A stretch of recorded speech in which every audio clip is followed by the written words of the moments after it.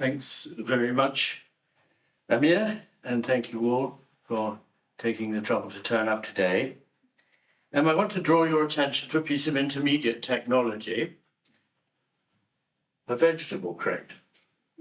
I have a lot of reservations about some of the advances in modern technology, and clearly the feeling is mutual. Wherever I turn up, things start to go wrong. You probably have heard of Wolfgang Pauli, the physicist's effect on the lab. Whenever he came in, the machines malfunctioned. Over a number of years, I have realized that I exercised the Pauli effect. So some 10 minutes before we were due to start, I left the room and apparently the various problems were solved. The one we couldn't get beyond was a pointer that would work. So I'm going to do it like this, but I prefer to stand up if you don't mind. That's a piece of old-fashioned technology, which is gradually failing on me, but I like this approach. So here we are, and I'm going to be talking to you today about the matter with things. Now in English, that is an expression which means there's something going wrong. What is the matter? Was ist denn los? And it's a pun because I have written a book called The Matter of Things, which is about our obsession with mere matter and our obsession with things, whereas I believe that actually not just human society, but the cosmos is made up of relations and things are secondary to the relations. I'll talk about that. It sounds odd, I know, but I'll talk about that a bit more as we go on. You'll be able to pick up what I'm saying. Is this sounds okay? Good. What I think we have to understand, why I'm talking to you and why I think this matters, is that I don't think that we have just run into a lot of accidental problems, glitches, that have come out of nowhere and thwarted our progress. I think the problems we face are of one piece, and they depend on a particular, ultimately malignant view of who we are, what the world is, and how we relate. And that way of thinking is associated particularly, as it happens, with one of the brain hemispheres. So I'm going to be talking to you about the brain hemispheres. Now, most of you probably will not be an expert on this subject because it's a subject that is very much discouraged. I was told you have a promising career. Don't go into researching hemisphere difference. Nobody will take you seriously. It was all said years ago to be complete nonsense. And if you talk to somebody who's completely outside of science, or even somebody who's in it but has never really looked at it, they will just repeat what they were told when they were training. There is nothing in this whole difference between the hemispheres. So don't waste time on it. Of course, if you don't waste time looking at it, you won't find out if there are any differences or not. That's what science is. It's empirical, you know. But actually nowadays it's dogmatic. When Galileo saw that there were there were mountains on the moon, as he did using his telescope, he encouraged a philosopher to look through it. He said, I don't need to look through it because Aristotle has already demonstrated that the moon is a perfect circle and it therefore can't have moons. This is science as it now is. As Ameer was saying, I am profoundly interested, have been all my life in science. My father was a scientist of a kind. My grandfather was a very committed scientist, and they both inspired in me from my earliest days a love of science, but I also have a love of many other things. I have a love of humanity. And I think the problem with science nowadays is not scientific enough. It's got too many dogmas about where you can go, what you can say. And this results in reductive materialism, which is a very, very simple-minded philosophy. It's the simplest philosophy you can have. It's one that you could, except that children are much smarter than this, but you could take a 4-year-old and say, look, we build it like this Lego. This is what it is. It's all made up out of bits. And except that children intuitively understand that that's not enough. They intuitively, contra Richard Dawkins, talk about the world as a spiritual place. They have all kinds of ideas that Dawkins says they'd never have unless they were indoctrinated into them. But actually, in 70 years of atheism in Russia, people, and certainly children, carried on having these ideas, and children from atheistic families still have them. What happens is the reverse of the Dawkins idea. They begin by seeing the world as a complex, beautiful, spiritual being, and they talk in those terms, and they're slightly discouraged. No, you're making that up. No, that's a fantasy. No. And they see it's not very smart to talk like this. It's smart to talk about mechanisms. And so that is how the process begins. Now, so what I'm going to talk to you about, I just want you to suspend all the things you've heard, all the urban myths you've heard, that all that's a myth that's been debunked. That itself is a myth that I have been successfully debunking for the last 15 years. And those who don't know that simply haven't caught up yet. Here's a quote from Pascal. The twofold nature of man is so evident that some have thought we had two souls. And it's not just Pascal. It's Goethe, Kant, Schopenhauer, Bergson, Nietzsche, Max Scheler, that much underrated German phenomenological philosopher, who all basically said something to this effect. But even more importantly, this is a wisdom embodied, enshrined in world mythologies. So you can find this in the I Ching. You can find it in a wonderful legend of the Onondaga people who are part of the Iroquois nation in America, and which I quote at length, actually, in part of my relatively new book, The Matter with Things. So it's something we intuitively know, that we feel a sense that we can see things in two different ways. The Navajo have two concepts of eyes. They have hard eyes, which look for things, target things to get them. And they have soft eyes, with which they see the beauty of the landscape. They see their family. They see the natural world. Now, if you don't know much about the hemispheres, you will probably believe the sort of thing that I've put here, but with the title, it was titled Right and Left, but I've titled it Right and Wrong, because this is one of the better offerings from the internet. If you Google hemisphere differences, there are many worse. But in this list, there is only one that is correct. That's why I put right and wrong.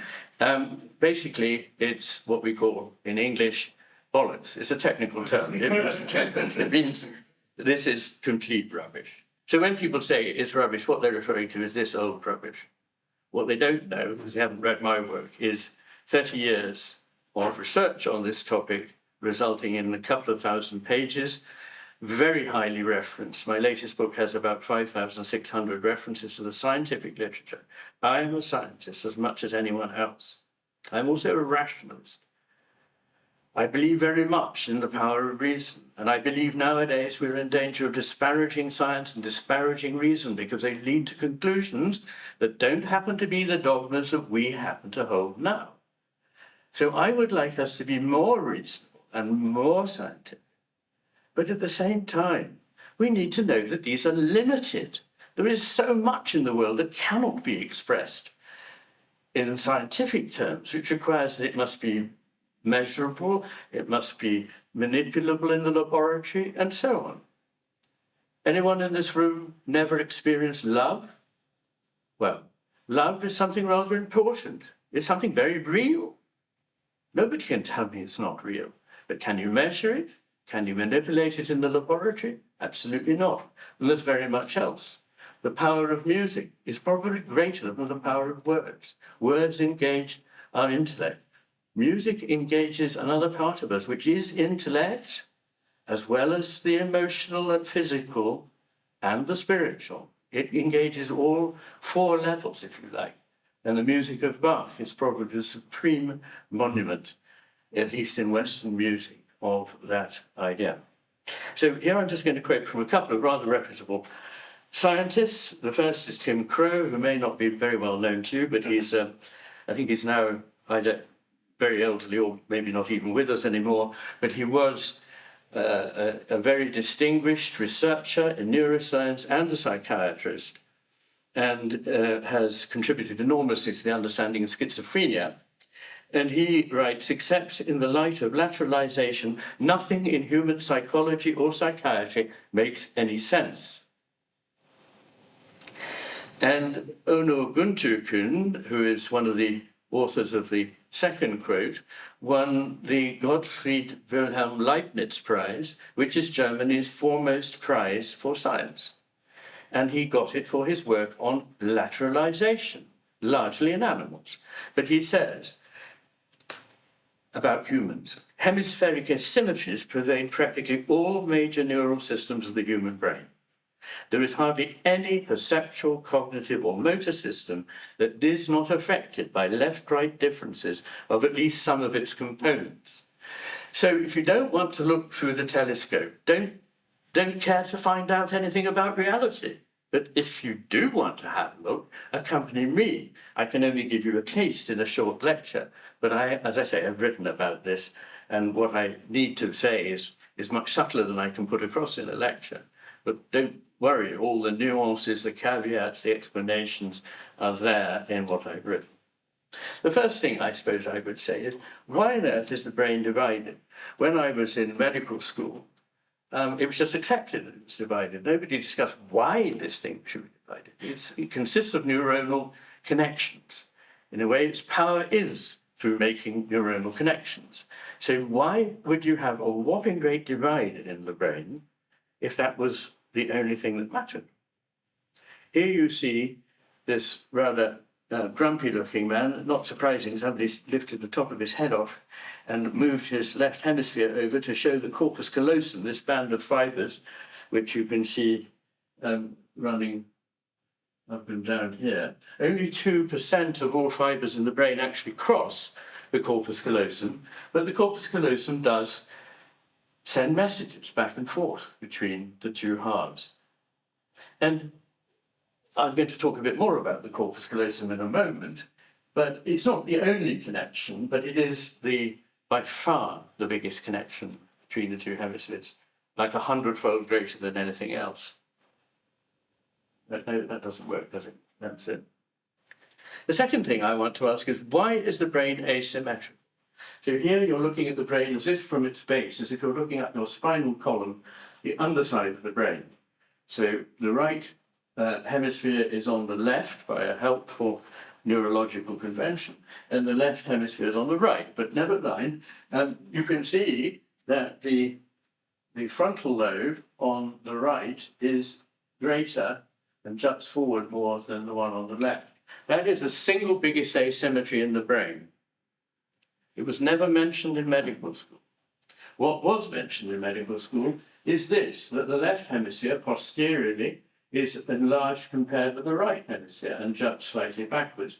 So it's as though somebody got hold of the brain and twisted it from below, for which reason it's called Yakovlevian talk, after Yakovlev, who first described it. But why? The skull is not notably asymmetrical. The world is not notably asymmetrical. If it's just a matter of more space, why not make it equally symmetrical? There may be something different about the two hemispheres. And here we look at, over here, the normal human brain in sagittal section. Over here, very fortunate to be able to get hold of a slice of Donald Trump's brain. And, as you can see, it's considerably smaller. Sorry, it belongs to a dog, actually. Anyway, but the thing I want you to pay attention to is this. This is the corpus callosum in cross-section. Here it is in the human brain, which is very, very much bigger. But it's not really much bigger. In fact, it's getting smaller again. I say again, because it started from nothing with mammals. Mammals were the inventors, if you like, of the corpus callosum. Other creatures just have two hemispheres that aren't specifically related in this way. There are very fine commissures, but nothing like this. So mammals started with it, and since then we have been leaving it behind through the growth of the brain. It's a complex story, and I'm not going to go into it now, but it's the subject of chapter 1 of The Matter with Things.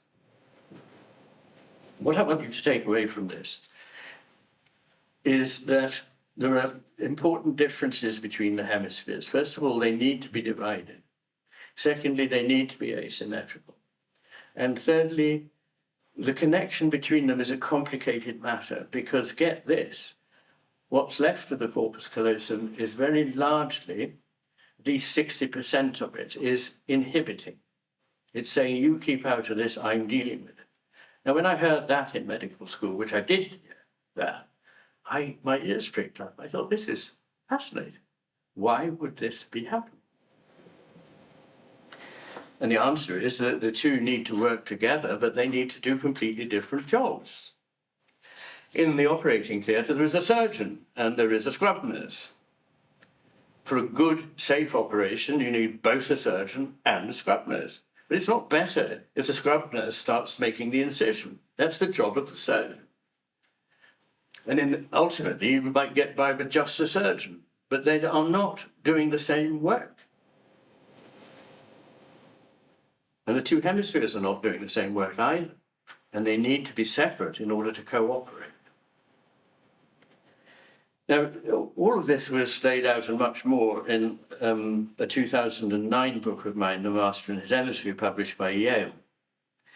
And in the first half, I expanded on the neuroscience and the philosophical implications of this division. And in the second half, I looked at the history of the West through the various ages, since the Greeks, through the Romans, the Renaissance, the Reformation, the Enlightenment, the Industrial Revolution, Romanticism, modernism, postmodernism, and all that. But today I want to just confine myself to talking about where we are now in relation to this hemisphere hypothesis. Now, you've all seen these sort of things. They're brain scans, but this isn't. This may look like one, but it's a scan of the most ancient creature that is still extant that has a neural network, Nematostella vectensis. It's a sea creature, and it's described by Thomas Holstein of Heidelberg, who first described it as the origin of the mammalian brain.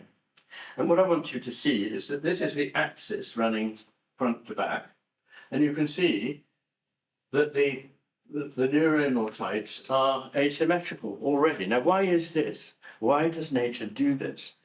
My belief, and I've never heard anyone either dispute it or offer a better explanation that covers more of the facts, is that every creature has to solve the dilemma of how to eat and stay alive. I know that doesn't sound difficult in Geneva in 2023, but actually, for most of history, ancient history, creatures have had to do two impossible to combine things at the same time. One is to look at a tiny morsel that they need accurately to pick up to eat, or a twig to build a nest, but something they need to use, to utilize. But at the same time, they need to keep an eye out for predators, or they'll become someone else's lunch while they're getting their own. And they also need to keep an eye out for their conspecifics, for their family that they need to be looking out for and feeding. And this is impossible with just the disposition of one neuronal network. And so the answer is to have an asymmetry, or ultimately a dual system. And what is the difference, the main difference? There are many differences, I will describe a few of them. But the main difference, the one that is most important, is in the way they pay attention to the world. Now, what I want to suggest is that I want to avoid either what I might call naive realism or naive idealism. I'm using those terms in the philosophical sense. I'm not against people having ideals. That's not what I mean. What I mean is the difference between a sort of view in which everything that is real is made up by our minds, and the opposing view that everything is real is just out there and has nothing to do with our minds. Our minds are just there to sort of register the data. Now, I want to suggest that it's something quite different. It's a relationship.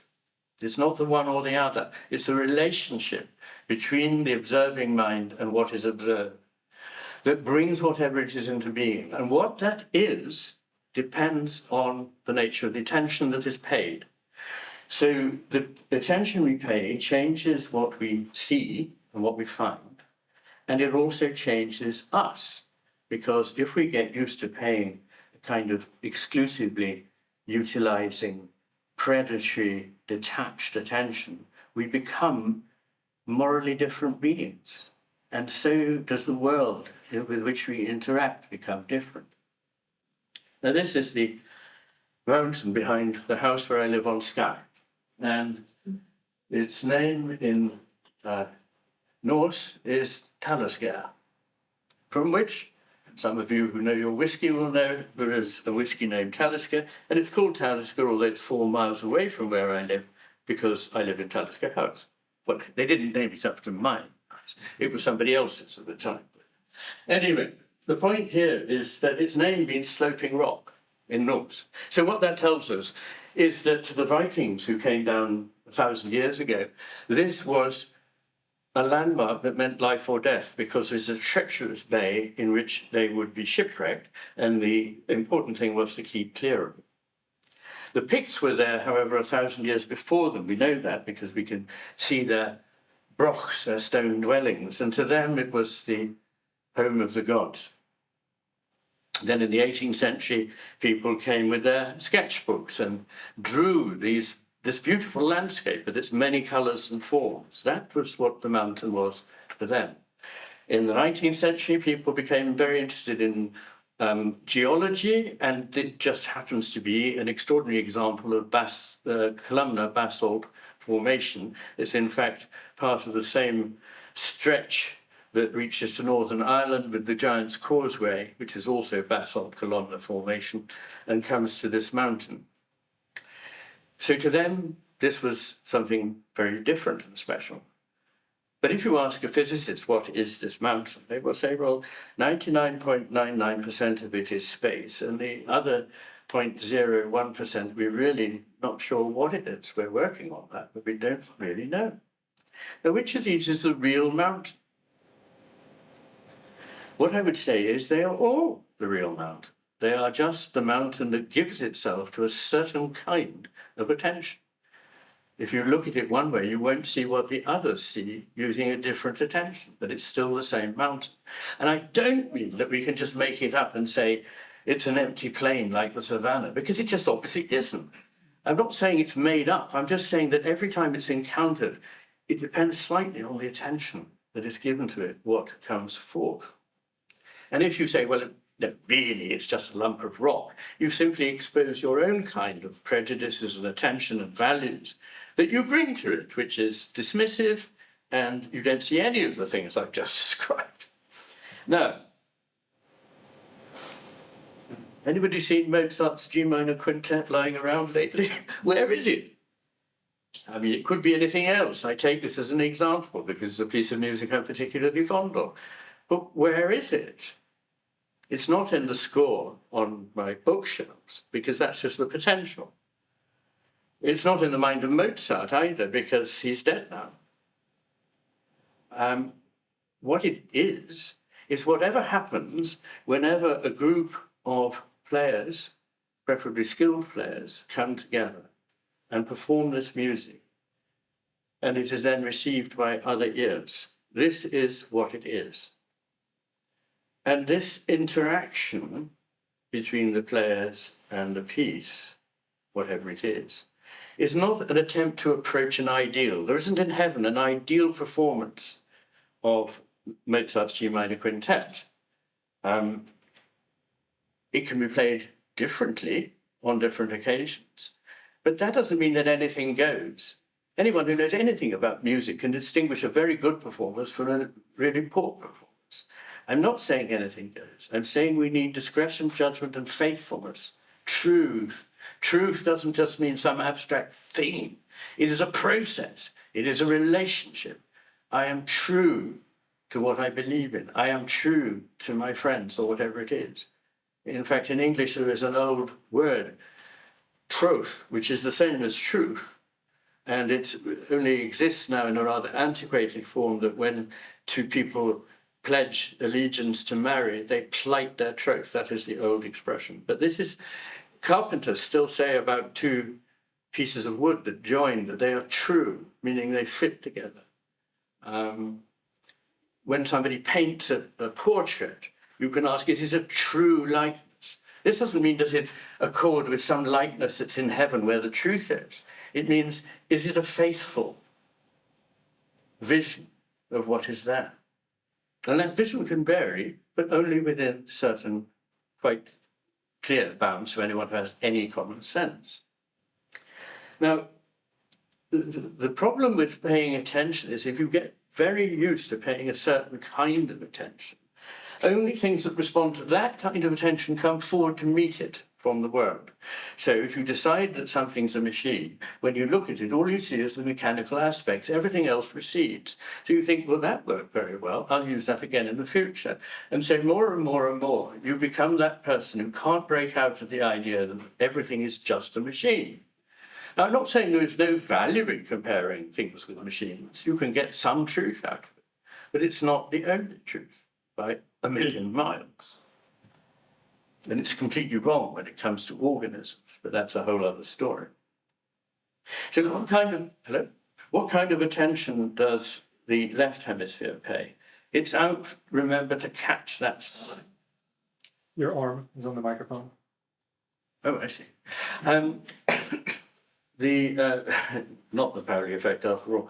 So it's this thing. I need that. I focus very narrowly. A leads to B is what I conclude. But if I take the broader, much broader vision that the right hemisphere has of the whole 360 degrees, including the three that the left hemisphere is looking at, I see this, in which A and B are certainly connected, but in a complex way and in a living way. That's what the tree and the birds here represent. I'm going to go on and talk now about the differences. But first, I just want to say this. People might say, it's rather simple to talk about a whole hemisphere. Believe me, I know all about the different parts of the brain and their different functions. And I have sat in neuroimaging labs and traced small areas of the brain myself, so I do understand. But we used to think that the brain was modular. There's a bit here that does this, a bit here that does that, and so on. What we now know is that when you excite part of the hemisphere, there are chances that other remote parts of the hemisphere will also respond. And they're more likely to respond than the contralateral hemisphere, something like 10 times as well connected within the hemisphere as across the hemisphere.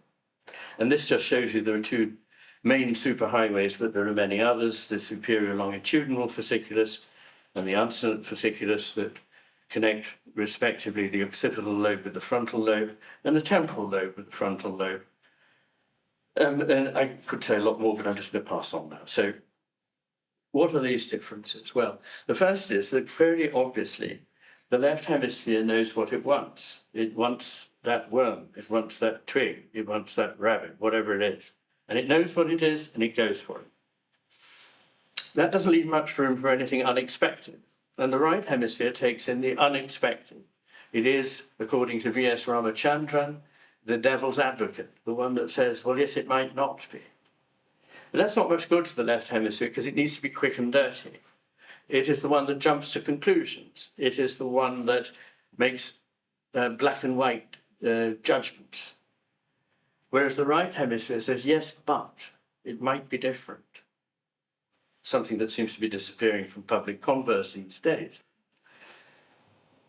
I'm putting on the left, in every case, the left hemisphere's preferred mode, and on the right hemisphere's preferred mode. Of course, these are not absolute distinctions, come on, but they are significant differences across a continuum. The left hemisphere needs certainty because it doesn't want to be told, well, yes, it might be a rabbit, but then look at it. It's not quite like the usual rabbit. You know, it just wants to go and get it. Whereas the right hemisphere is opening up to possibility while the left hemisphere is closing down to certainty. Is it a duck? Is it a rabbit? A picture from a children's Victorian comic made famous by Wittgenstein. The right hemisphere is happy to understand it might be either. The left hemisphere goes, what? What do you mean? It's got to be one or the other. Doesn't make any sense. Can't be either. Fixity and flow. The left hemisphere fixes things because, after all, it's trying to seize something very quickly. So its attention slows to an image.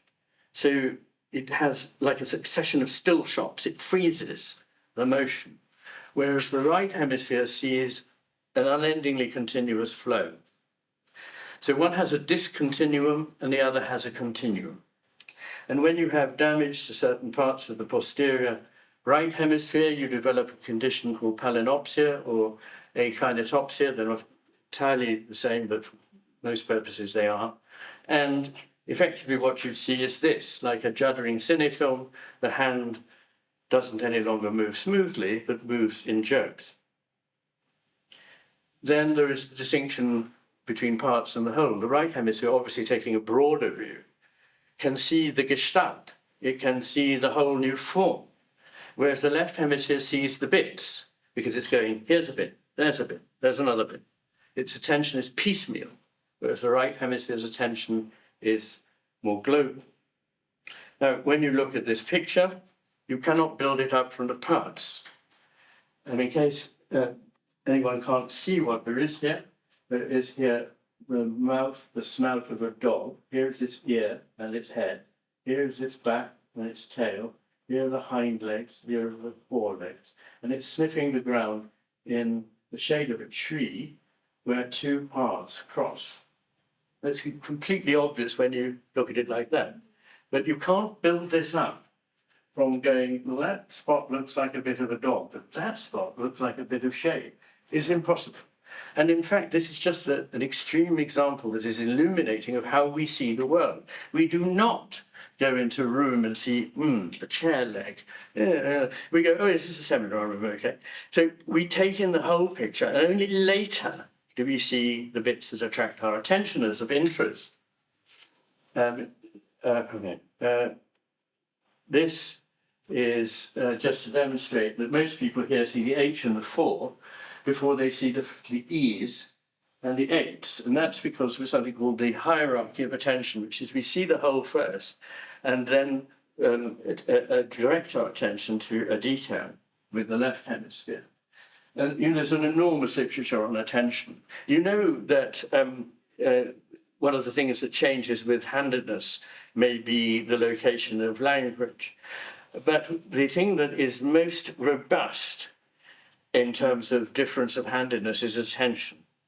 Global attention is almost always paid by the right hemisphere, even in left-handers. I think it's 81 to 19, which is more than any other so-called brain function. There is an exception to this, which is in schizophrenia, where people go to the details first, and that is one of many thousands of interesting observations one can make in schizophrenia, where one can see that what is happening is a deficiency of right hemisphere attention and an overdrive of left hemisphere attention. So if anybody saw the E's and the 8s first, have a quiet word with me after. No, I have a duty of care to tell you that there are many other reasons, don't worry. This is from a film on the internet, which is an animation based on a talk I gave at the Royal Society of Arts shortly after the publication of The Master from His Emissary. And it's really showing this distinction between the types of attention. And it's taking note of the fact that so extreme is this difference of attention. The left hemisphere is mainly interested in capture. And so it is largely targeting the right field of space in which the right hand moves. And when people have a stroke affecting the right hemisphere, they're often seeing only half a world. They're seeing just the half that the left hemisphere can see. And this can be very dramatically demonstrated. Any neurologist will know this very, very well. Patients will eat only the food on the right side of the plate, and you have to turn the plate round so that they eat the other half. They know this, they're not stupid, it happened yesterday, but they just don't take note of the other part of the plate or the world in which case it actually doesn't exist because it's attention that brings it into being for them. So for them, this half of the world over here doesn't exist. As a result, they may fail to dress or shave this half of the body because, according to the left hemisphere, it doesn't exist. Now, there isn't the mirror phenomenon when you have a left hemisphere stroke because the right hemisphere sees the whole. Indeed, interestingly, it sees the extremes of both visual fields, left and right. But by the way, I should say about visual fields, I mean, in some animals that have eyes on the sides of the head, in many animals, in other words, and birds, it is true that the left eye feeds to the right hemisphere and the right to the left, but we have eyes on the front of our head, and therefore this is not true. It's the right visual field of each eye that feeds to the left hemisphere, and the left visual field of each eye that feeds to the right hemisphere. The next is the difference between the explicit and the implicit. The right hemisphere is able to understand all that is meant that is not entirely explicit, which is a great deal. It includes poetry, humor, sarcasm, irony, jokes, visual expressions on the face, body language. All these things are understood by the right hemisphere and qualify the utterance, whereas the left hemisphere, in a rather computer-like way, where it takes the expression entirely literally, it doesn't see the joke, doesn't really understand the point of the poem. The left hemisphere tends to abstract things from context, and I can't emphasize enough how important context is and how little it is now observed, in the sense that we are constantly taking things out of their context. And sometimes, and this is perhaps part of the scientific method in some cases, we think we see it better when we've taken it out of its context and finally got it on the lab table. But actually, if you want to understand the human heart, you should see it beating in the body in connection with the whole of the vascular and pulmonary system and all the rest. Just seeing this lump of meat on the table doesn't tell you very much. In fact, it misses almost everything about it. And this is true of context in general. And context can reverse the meaning of things. For example, if I say something and I'm meaning it sarcastically, it could get reported on Twitter that McGilchrist says X, but actually what I meant was the precise opposite of it. And I'm sorry, a lot of you heard me say this, but I can't resist telling you this little dramatic illustration taken from cereal packets in America. In America, there are 4 sizes of cereal packets. There's jumbo, which is very large, and then there's economy, which is large, and then there's family, which means medium, and finally there's large, which means small. The left tends to generalize, where the right sees the unique case. So it sees a bird, a worm, a twig. It doesn't see anything of the specialness about this one. And here there are 2 instances from the Swiss literature, which, since I'm here in Geneva, I cannot resist relating to you. They're quite poignant. There was a woman who spent her entire life studying the bird life of Switzerland, which I know is magnificent and various. And she had a right posterior, a temporoparietal stroke. And after the stroke, she said plaintively, all the birds look the same. And another case was of a Swiss farmer who had a similar stroke. And before the stroke, he knew all his cows by name. But after the stroke, he could barely tell a horse from a cow. So the right hemisphere, as well as seeing the whole picture, is also able to see individuality, to see the uniqueness, Whereas the left hemisphere is like a bureaucrat. It's got it in a category and it's now satisfied. The left hemisphere is more interested in quantification and the right in qualification, which rather follows from what I've just said. So if it's not measurable, it's probably not real. There are certain aspects of science that mimic this. I think we should honor science for its beauty and in its wonderful exposition of so many important truths, but we shouldn't be dragooned into believing that it's the only way of understanding things. It just isn't. It shouldn't be hubristic. It takes its place at the table with lots of other things. That's all I'm saying.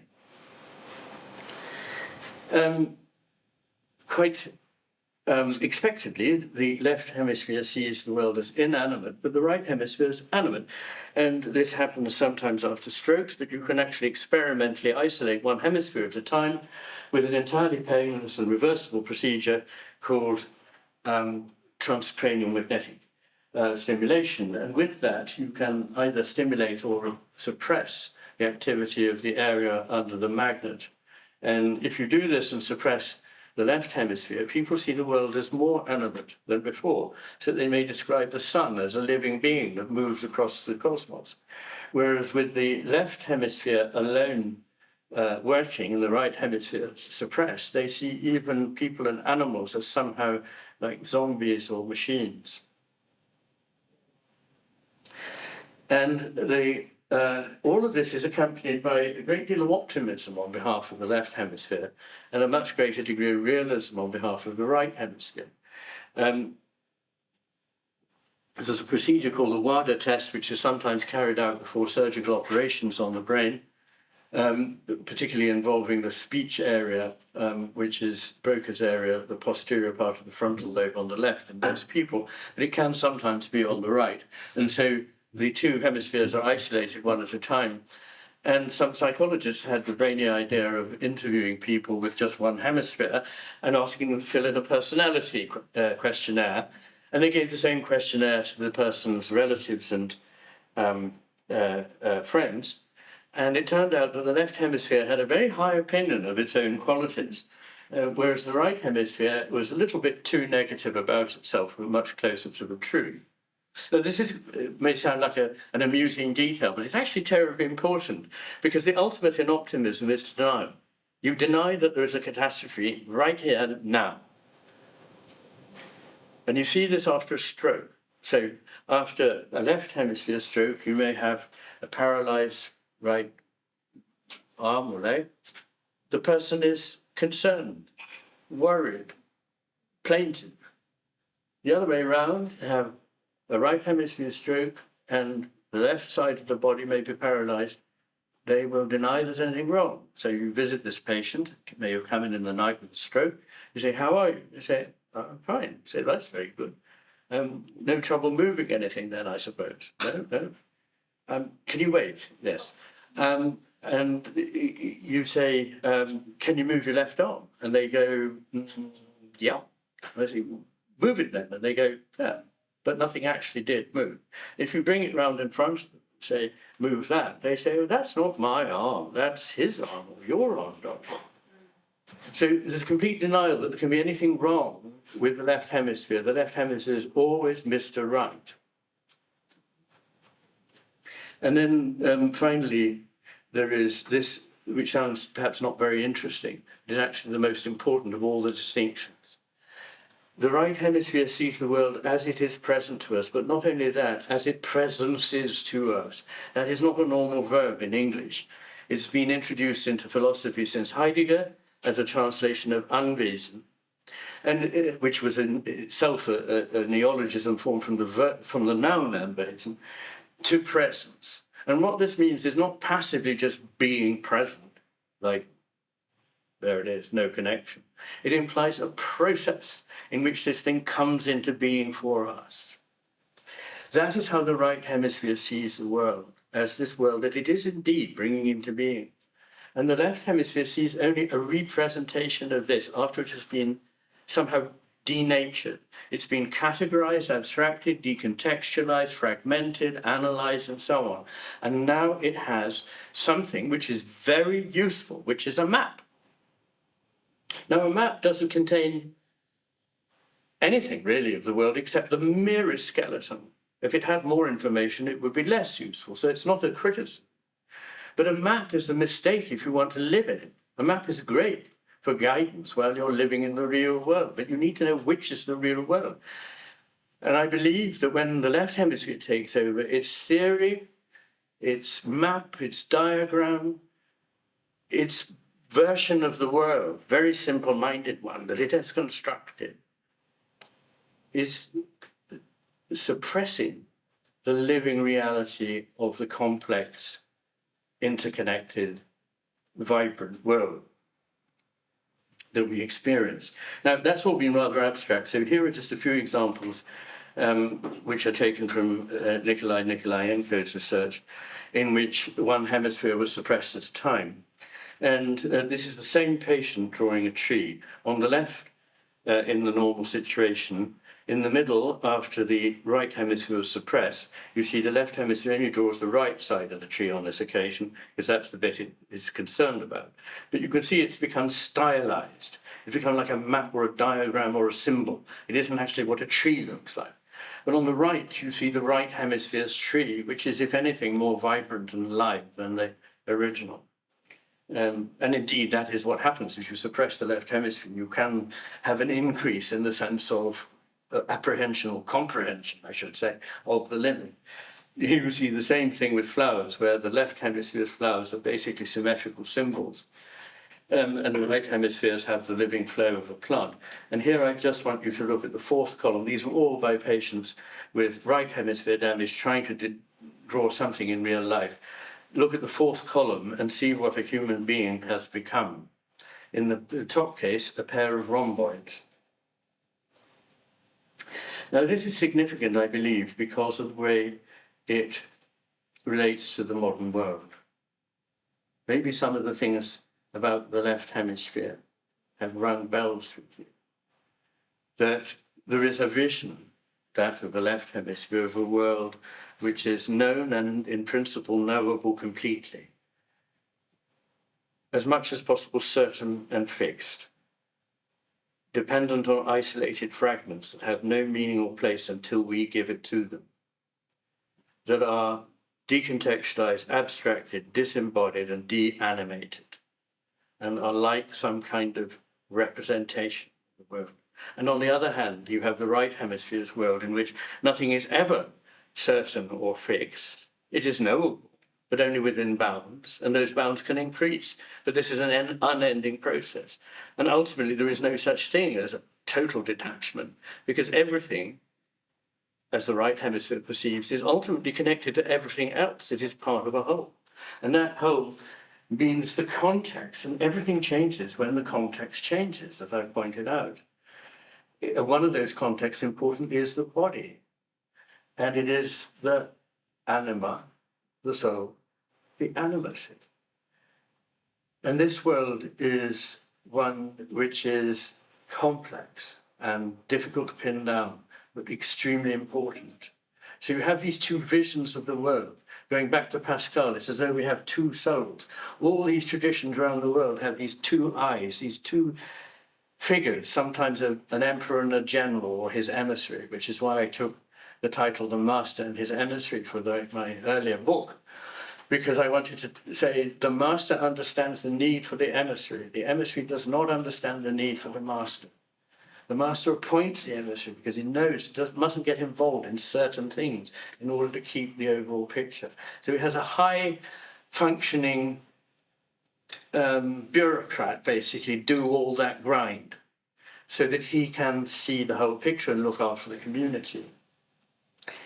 And what happens in that fable, which is represented in cultures around the world, is that this upstart thinks it knows everything, entirely because it knows so little. Only people who know very little think they know everything.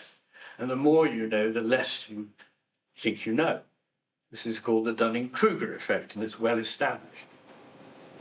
So the left hemisphere is this upstart, and I believe that it is pushing out of the way what is known to not just the right hemisphere of the brain, but because it is much more in touch with the body and emotion, as well as the inhibition of inappropriate emotion, it is able to see the full picture. I put that qualification in there because there are differences between ways in which the hemispheres understand emotion.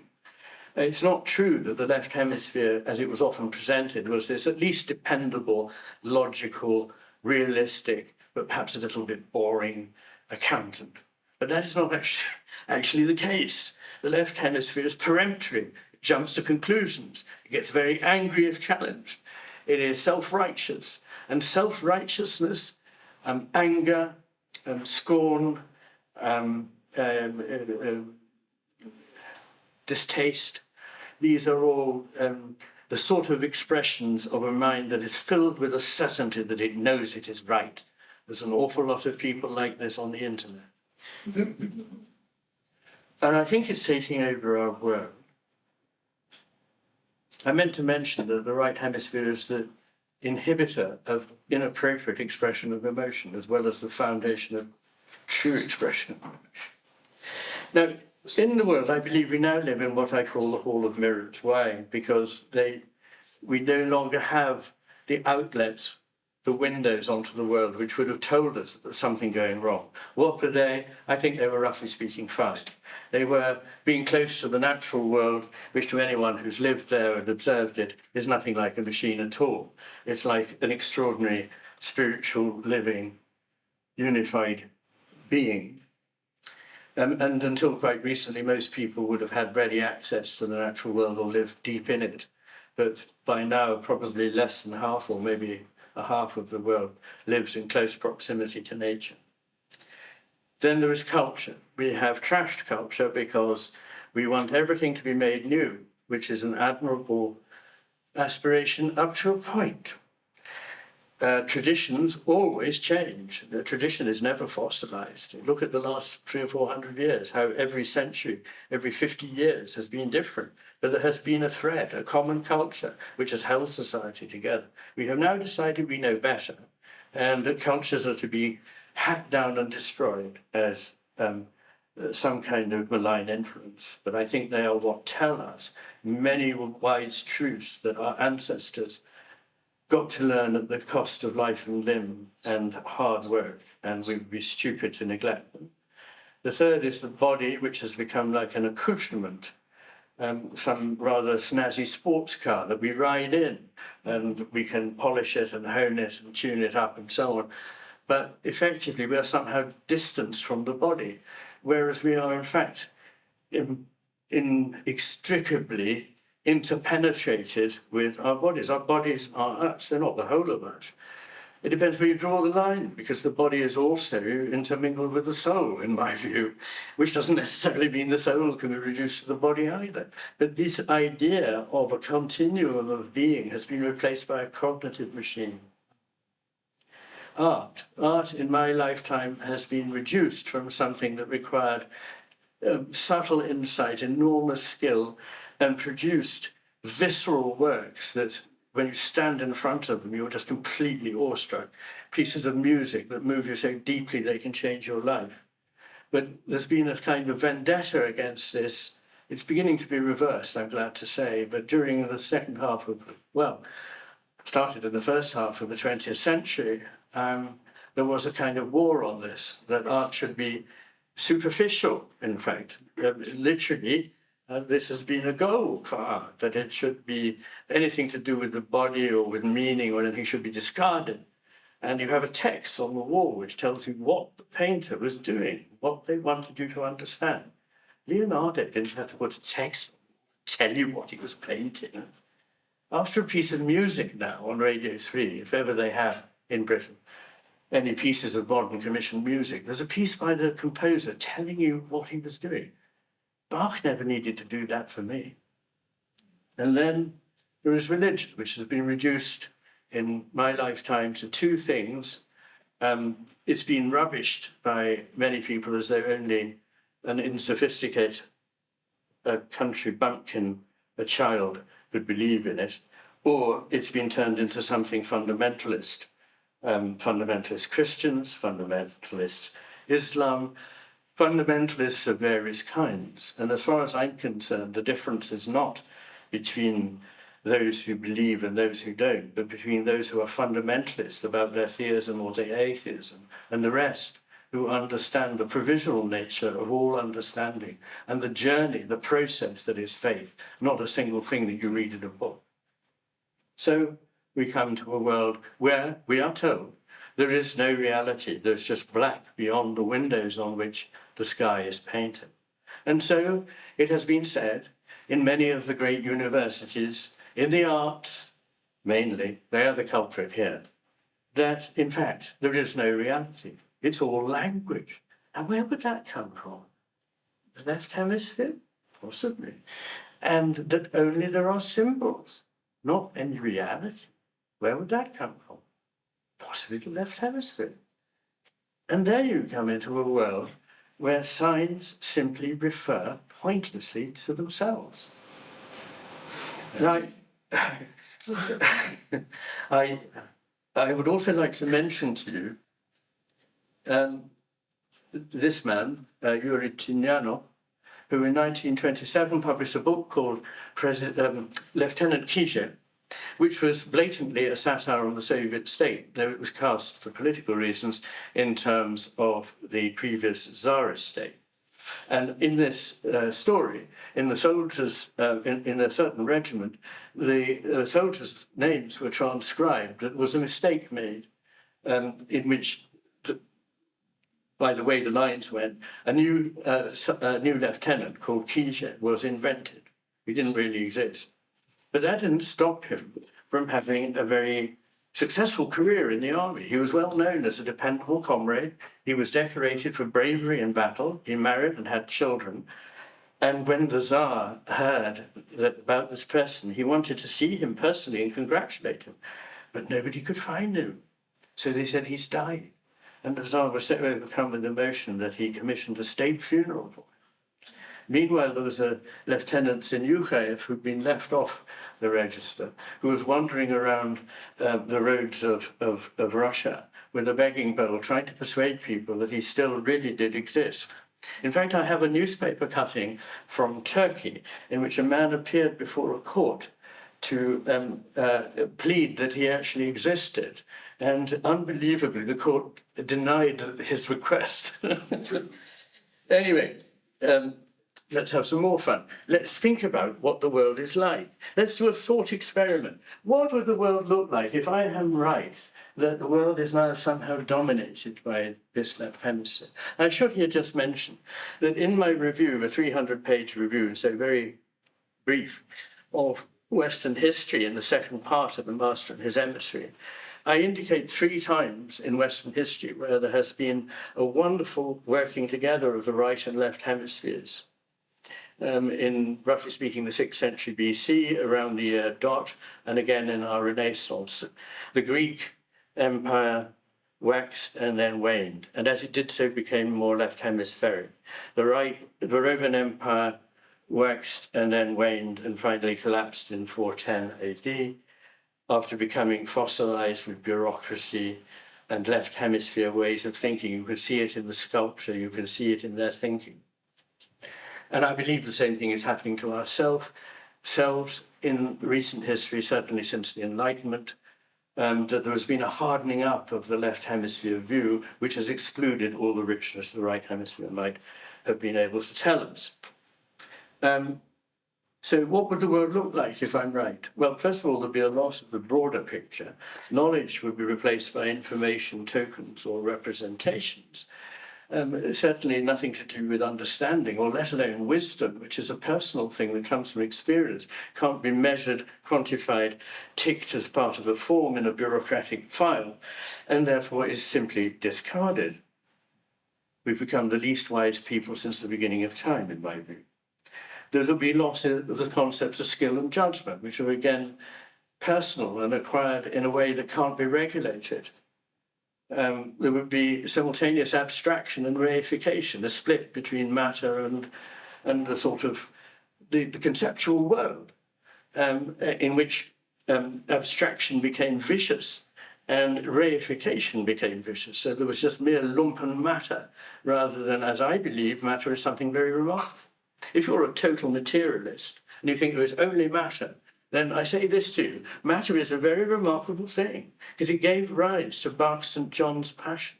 That's an extraordinary thing for your matter to have done. I believe there's more to matter than meets the eye.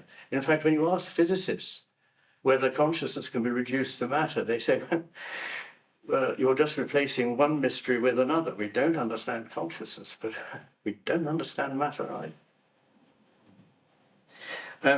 Bureaucracy would have a field day because, according to Peter Berger, a famous sociologist, it has these sort of qualities: procedures of the known, anonymity, organizability, predictability, and justice reduced to mere equality, explicit abstraction, loss of the sense of uniqueness. I mean, that's very obvious in the world that I now see around me. Quantity will become the only criteria. There will be no or little attempt to vary because of the difference from one's opinion. It would be a matter of either or, it's this or it's that. What about there might be another intervening stage? There may be various possibilities here. Reasonableness will be replaced by mere rationalization. I'm making a quality difference which I believe exists in German between Vernunft and Verstand. And in English, it doesn't quite exist in the same way, but I think English people understand the difference between reason in the sense of reasonableness, which is a product of experience fused with the ability to think clearly, replaced by rationalization, which is something the computer could spew out. And a distinct failure of common sense, that very uncommon thing and that very important attribute. I can quote schizophrenic patients who say, there is something that everyone else has that I miss, and it is devastating. I cannot live a life. And what is that thing? It's common sense, which is how we make judgments all the time that help us live in the world in a meaningful way. Interestingly, Einstein said that common sense was the bunch of prejudices one had gathered by the age of 18. Perfectly correct. Because it's about the age of 18 that schizophrenia really kicks in. And they have no common sense. And it's utterly devastating. Where am I going? Wrong way, actually. Systems designed to maximize utility only.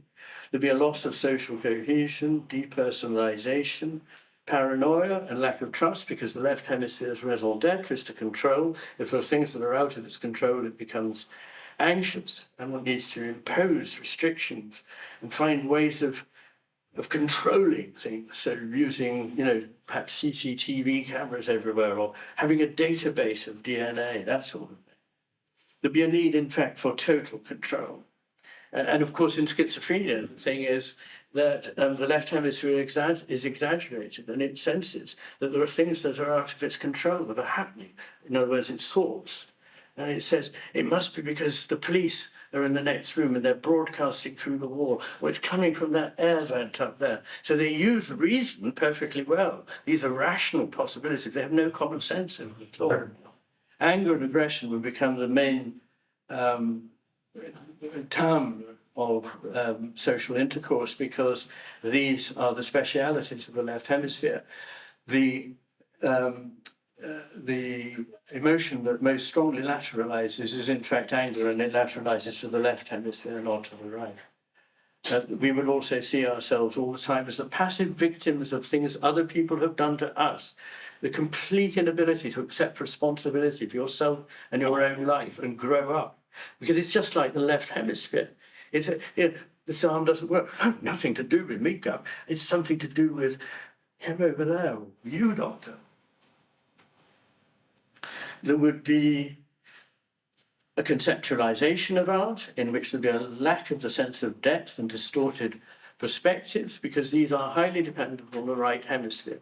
They've been evolved 3 times in the civilization, along with harmony, in Greece, in Rome, and in ours. So perspective wasn't invented in 1453 in Florence. It had been around the world a couple of times before. And in each case, it dies out as civilization corrupts.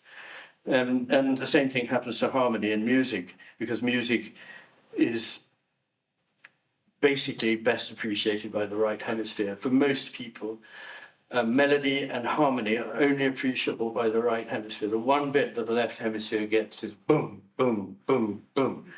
A sophisticated rhythm with syncopations, which is wonderful. You need to go to the right hemisphere again for that. Language is diffuse, excessive, lacking in concrete reference. I used to keep a file of procedures that the hospital administration gave to me by my bedside in case I suffered from insomnia. And it contained all of this. And there'd be a deliberate undercutting of the sense of awe or wonder, because the left hemisphere is infuriated by the idea that there are things it might not be able to know. What do you mean? Of course, it's just one experiment more. We'll have the whole story. And flow would be just the sum of an infinite series of pieces. Flow is very important. I haven't time to talk about it. I did talk about it yesterday a bit at the Idea Square, but it's a fundamental conception in the cosmos. And the reduction to pieces is very much the left hemisphere's take of it. We would be discarding of all tacit forms of knowing. Instead, we would have to have everything governed by explicit rules. And in 1837, de Tocqueville in America already saw that this civilization was going to be strangled by what he called a network of small, complicated rules. And we pride ourselves, like Descartes, on being spectators rather than actors in the world, sitting on the sofa with a six-pack watching the news. And all this would be accompanied by a dangerously unwarranted optimism. So if I'm right, this might be a kind of world that could come into being, but thank God I have experienced it. This is where we are, I believe. And this is why I wrote this book, which was a product of a further 10 years' work and came out in November 2021. The first part of it is really to expand enormously on the difference between the hemispheres in this way. I'll say this fairly briefly. At the lowest level of understanding, because I think if we're going to solve the problems we face, we need to understand what's wrong. I'm a doctor. You don't treat a patient until you know what the diagnosis is. And as I said before, if you start just putting a plaster on things piecemeal, because this is a different problem and another problem, you haven't got to the root of it. It's like treating a cancer by sticking a Band-Aid on it. And so in the first part of the book, I look at the portals whereby we can get any information about the world at all. And these involve attention, perception, judgment based on what we attend to and what we perceive, our intelligence, both emotional and social and cognitive, and our creative faculty. And in every one of these cases, I can demonstrate that the right hemisphere is superior to the left. And you may say, that doesn't leave much for the left hemisphere. You must have got this wrong. We can't have that. Well, there's one thing that the left hemisphere is enormously good at. It's no good at comprehension, but it's very good at apprehension. Apprehension comes from ad prehendere, to grasp onto something, get it, take it, have it. Whereas comprehendere means to embrace, to take together what is there. And that is what the right hemisphere is doing. That is the first part of the book. And I think it's important because it doesn't just show that there are two ways of looking at the world, but there are two unequal ways of looking at the world. They're each important, don't get me wrong. We can't do without the left hemisphere. You know, it's my second favorite hemisphere and I wouldn't be brighter if I'd had it removed. We need these things, but we mustn't let them run the show. That is the important point. They need to take a second role, a supporting role, to the right hemisphere, which actually understands. Then in part 2 of the book, which is also in volume 1, just to make it complicated, I look at epistemology. How do we follow the path towards some kind of a truth? Because I hold to the idea that there is something we can call truer than something else. If you doubt that, then there's no point in coming here to listen to me, being at a university, or even getting up in the morning. If you don't prefer anything to anything else on the grounds that it's true, you might as well cut your throat now. So there is some truth. We just need to find a way. And I think the ways would be, and most people would agree with me, science, reason, intuition, and imagination, which some people would think might lead you astray. But in fact, I showed that intuition and imagination are fundamentally important to our ability to understand what we're looking at. Science and reason alone lead to a very, very partial, diagrammatic picture of the world, which is familiar to us from human beings who have autism of certain kinds or have schizophrenia of certain kinds. And I suggest that we need all 4 of these wherever possible, not just 1 or 2. And that in each case, including in science and in reason, the best part is contributed by the right hemisphere. I give the stories of many scientific discoveries, many discoveries in mathematics, and you can see that these are made by a kind of pattern recognition, a new gestalt shift, which the right hemisphere is expert at and is only able to do. The left hemisphere can't do this. It has to approach things stepwise, linearly. So this ability to see a whole shift is right hemisphere dependent, and it gives rise to that wonderful sense of aha, an insight. And this is robustly associated with the right superior temporal sulcus and gyrus and amygdala. And then in the last part of the book, I say, okay, so armed with this, let's apply all of this to looking at the cosmos. And this is the metaphysics. And here I have a chapter on the shape of the cosmos, 2 chapters, in fact. They're called The Coincidence of Opposites and The One and the Many. And the reason here is that, in fact, we completely neglect these 2 very important and ancient insights, that opposites tend to coincide, that if you pursue something to an extreme, you find the same thing that you were running away from, that every good thing has its dark side, every dark thing has a good side. There's a wonderful picture, which I'm not allowed by copyright to put up on the screen. I have the copyright for putting it in my book, by M.C. Escher, which is called, it's called something quite irrelevant. Basically, it shows angels and devils in black and white, completely interlacing to form a circle. Anyway, what I think is important is that we've lost that corrective capacity of the right hemisphere that looks for inconsistencies in our world. And the organism, as Ramachandran says, the organism in this situation becomes progressively more and more delusional and become hopelessly trapped in them, leading to states such as anosognosia, like denying you have a paralysis. So I'm just going to wind up now with some slides on what I perceive in the world around us in general. And I think there are twin progeny of the left hemisphere, bureaucracy and AI. They are both ways of attempting to systematize something that is not systemic in this way, but needs to be intuited by a bodily being that has experience of life, and that if pursued in this way, dehumanizes us. Both of them lead to the triumph of somebody's theory over experience. Both of them lead to the loss of freedom through insidious control. The more things are administered, managed, the less freedom we have, the more we are monitored and followed and tracked down. And this is an unholy bureaucracy between bureaucratic power and AI. There is also a loss of trust, because in a bureaucratic organization, nobody can truthfully say that they are responsible. Oh, this is my instructions. This is what I'm told to do. You can never find the person with whom you can have a reasonable conversation. But actually, my car doesn't have square wheels, so it's no good. It's not going to work for me. No, I'm sorry. According to our book, your car has square wheels. And therefore, a loss of truth, because trust and truth are not just etymologically connected, they are experientially connected. You can only trust somebody if you believe they're being truthful with you. You are only true to somebody if you feel you can trust them. These 2 qualities are very important. And an ancient Chinese emperor in the 3rd century said, for any civilization, there are 3 things that are important: guns, food, and trust. And if you want to lose one of them, lose the guns. If you have to lose another one, lose the food, but never lose the trust, because without it, it cannot survive. There is a Dutch proverb, if there's anybody from Holland here, they will be able to correct me, but it translated, it says, trust arrives on foot and departs on horseback.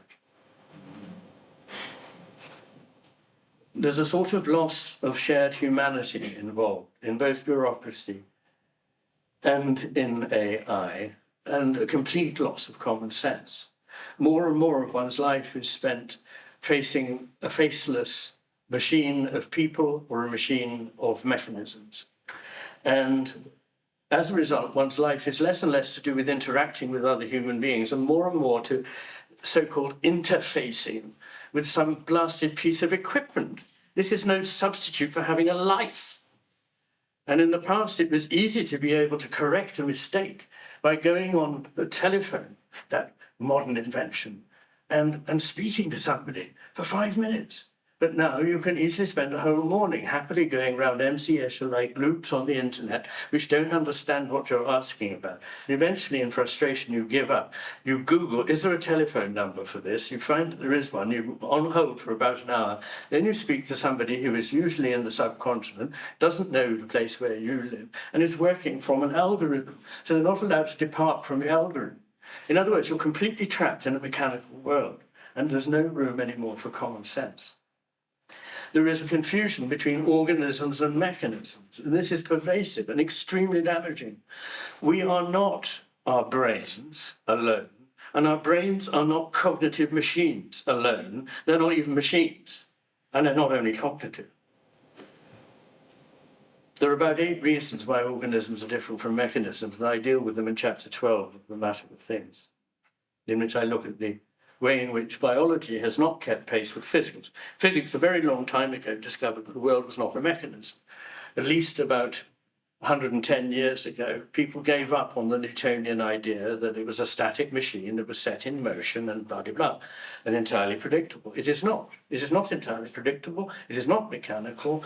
And it has bottom-up and top-down effects. It is a complex system, not just a complicated one, and so on and so forth. There is an erosion of boundaries, both public and private. We've now become used to exposing all kinds of things that should probably not be exposed in public. And when they are, lead to reprehensible consequences for the person that is exposed, whether that's the body or parts of their life, and so forth. And this was always understood in every other society, but not, of course, by us because we're clever. Everything that is valued for its independence, like the wild, the wilderness, is now administered. There's a department of the wilderness, you know what I mean? And there are special wardens who range around it and make sure that it's properly wild. And this means that you can never go anywhere now where you're not actually being administered by a machine. You can't appreciate that essential wildness of life, which is inside every one of us. I'm ancient, but I've still got it in there. There's a sort of consequent emptying out of meaning, you know?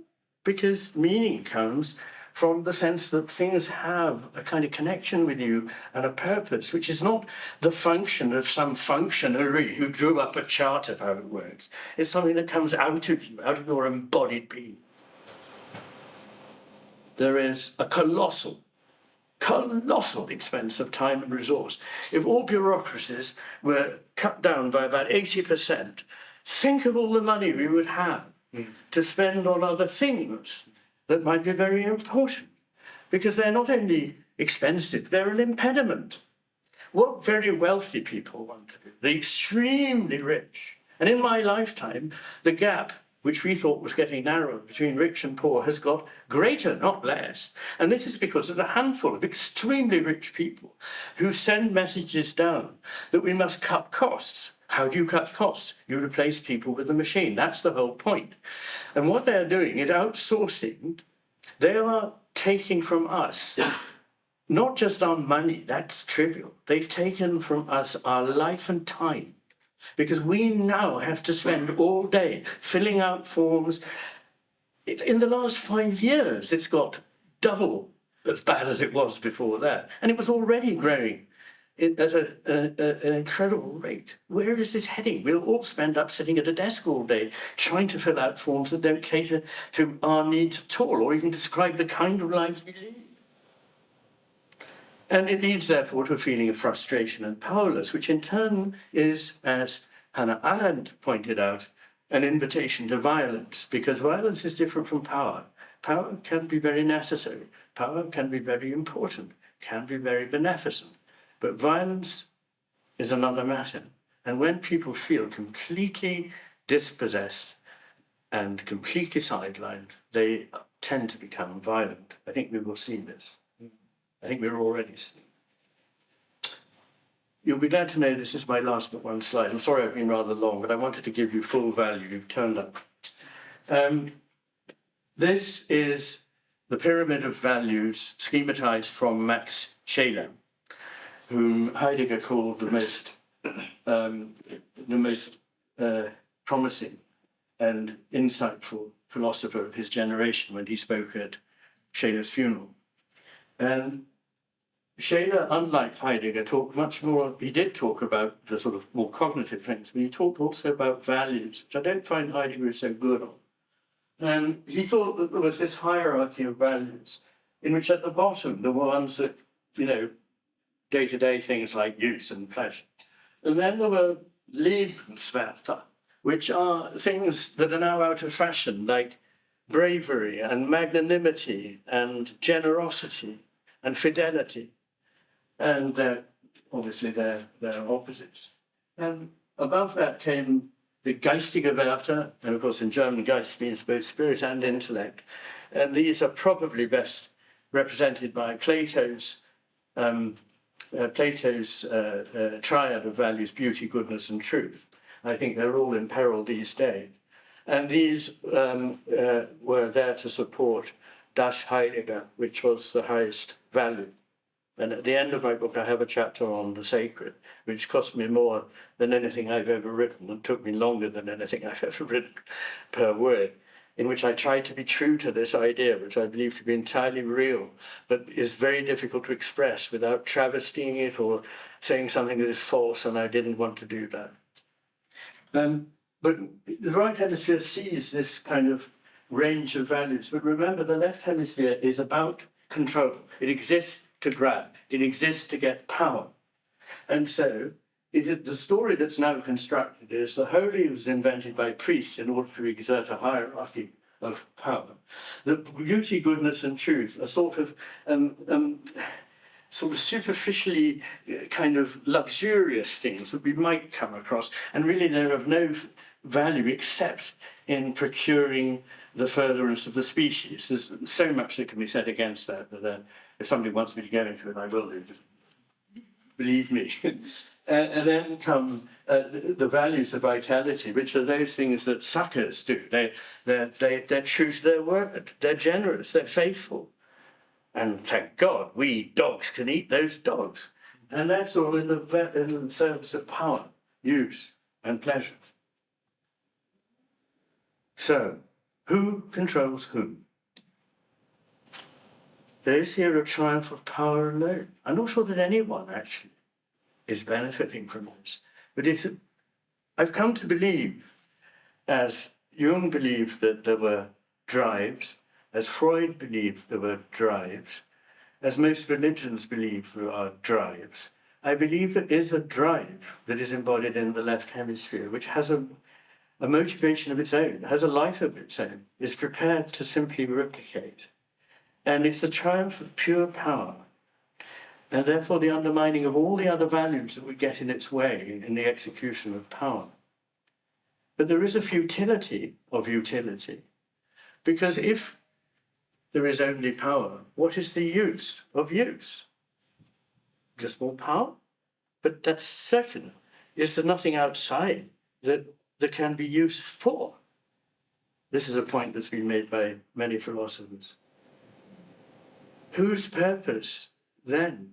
Well, I believe it's not necessarily anybody's purpose. I don't think the people who make AI are aware of what they're doing.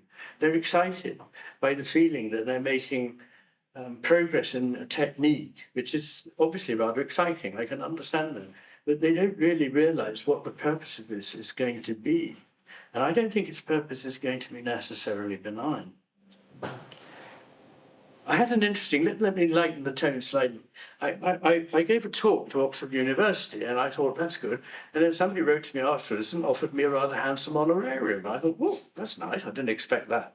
Anyway, in the past, whenever something like that has happened, I would get a cheque a few days later from the university chest, which is the financial arm of Oxford University, and the job would be done. But no, not now. I had to fill out various kinds of forms, but these were not enough. They led to further questions and queries and forms. Eventually, I was guided to somewhere on the internet where I had to tick a box as to what it was I had delivered. And I discovered there were 77 options. And one of these was for window cleaning, and another was for catering, but there was none for delivering a lecture, which I had thought was one of the purposes of having a university. And so I was a bit mystified. And in the end, I rang the university chest, which still actually has a telephone that's manned by a real person. And I said, what do you want me to do? She said, it's a nightmare.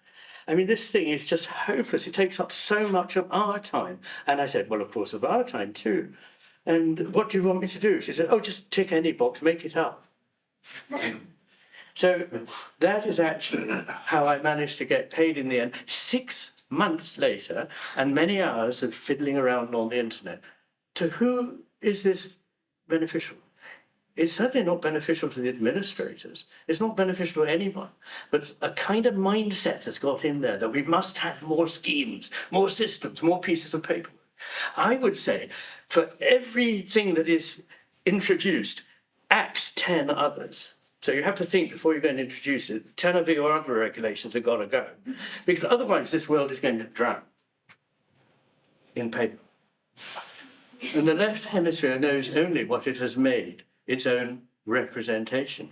It is, in that sense, windowless. It sees its version of the world and plays this little internal game, but it can't see out to what's actually happening in people's lives. And I believe that there is therefore an active war on what it has not created itself. Things like the body, the natural world, all these things are being contemned and put in their place. And for this to succeed, it needs to abandon truth, beauty, and goodness.